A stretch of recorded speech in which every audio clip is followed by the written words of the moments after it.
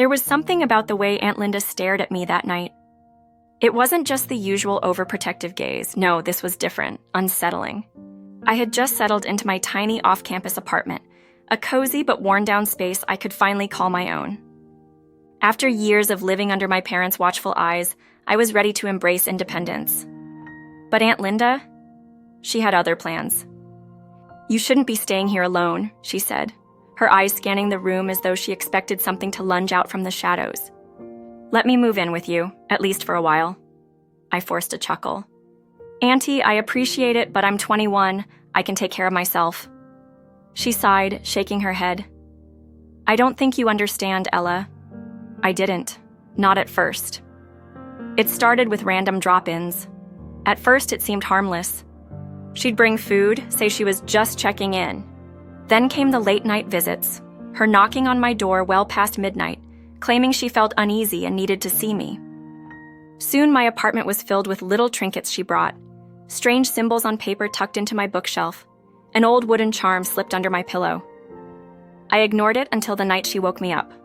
I jolted awake to find her standing over my bed, murmuring under her breath. The dim streetlight outside my window cast eerie shadows over her face. My heart pounded. "Auntie, what are you doing?" I scrambled to sit up. She didn't flinch. "Just protecting you, dear," she whispered, dipping her fingers into a small bowl and reaching towards my forehead. I pulled away, breathing heavily. "Protecting me from what?" She hesitated. Then she grabbed my hands, her grip surprisingly strong. "They're watching you, Ella. You're too young, too naive. I have to keep you safe." "That's enough." My voice shook, but I yanked my hands away. "I don't need this. You need to stop." She didn't argue. She only stared at me, eyes wide with something between fear and sorrow, before finally walking out. The next morning, I told my mother everything. "Oh, Linda," my mom sighed over the phone. "She's been like this since we were kids. Always paranoid. Always convinced there was something lurking in the dark. I hoped she'd outgrown it." I hadn't realized how much I was holding my breath until I let out a shaky sigh. "I don't know what to do." "You set boundaries," my mom said gently. "And if she doesn't respect them, you cut her off." That night, I locked my doors.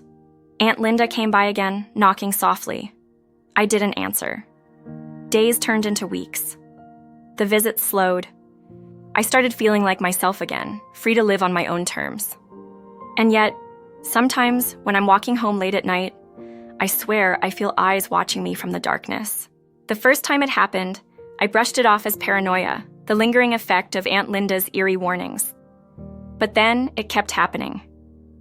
A rustling in the bushes when there was no wind, a shadow flickering just out of sight, the unmistakable sensation of being followed only to turn and find the sidewalk empty. One night, as I neared my apartment, the streetlights flickered, plunging the road into temporary darkness. My breath hitched. I quickened my pace, clutching my bag tightly. Then, just before I reached my door, I heard it. A whisper, barely audible, but unmistakably real. "Ella!" I spun around, my heart hammering against my ribs. No one was there. I swallowed hard and fumbled with my keys, my hands shaking as I finally shoved the door open and locked it behind me.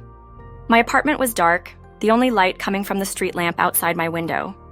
I pressed my back against the door, forcing myself to take slow, deep breaths. Maybe it was my imagination. Maybe the stress was getting to me. Then came the knock, soft, measured, deliberate. I stiffened, my breath catching in my throat. I hadn't heard footsteps. No one should have been outside my door. The knock came again, louder this time. I edged toward the peephole, but a sudden chill raced down my spine, stopping me. Something deep in my gut screamed at me not to look. I clenched my fists, debating whether to call someone, my mom, the police, anyone. Then I heard it. The door handle rattled. A slow, deliberate creak echoed through the apartment as if someone was testing the lock. I held my breath, pressing my back harder against the door. My heartbeat pounded in my ears. I reached for my phone with trembling fingers, barely able to type out a message to my mom when my phone screen flickered and shut off. Dead. Impossible. I had charged it an hour ago. The handle rattled again. I couldn't take it anymore. I forced my feet to move, grabbing the heaviest object I could find, an old metal lamp from my bedside table, and raised it, ready to swing if the door so much as cracked open. Then, just as suddenly as it started, the knocking stopped. The silence was worse.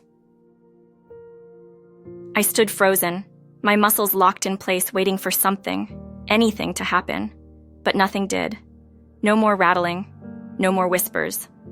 Minutes passed like hours. Finally, I forced myself to peer through the peephole, dreading what I might see. Nothing. Just the empty, dimly lit hallway. A strangled breath escaped my lips.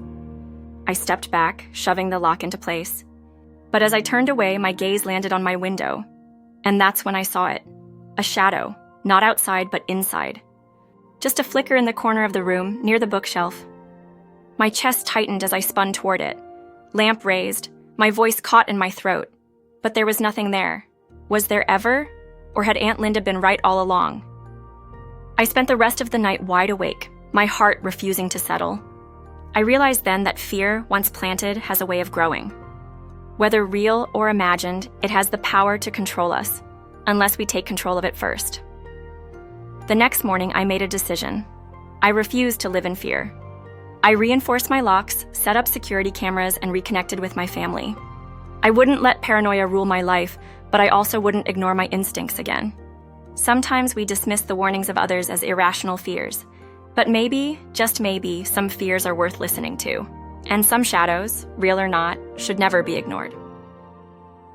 I hope you enjoyed the tale. If so, please like the video, share it with your family and friends. Comment on it, and don't forget to subscribe to my channel and turn on the notification bell for more enchanting tales like this one. Goodbye.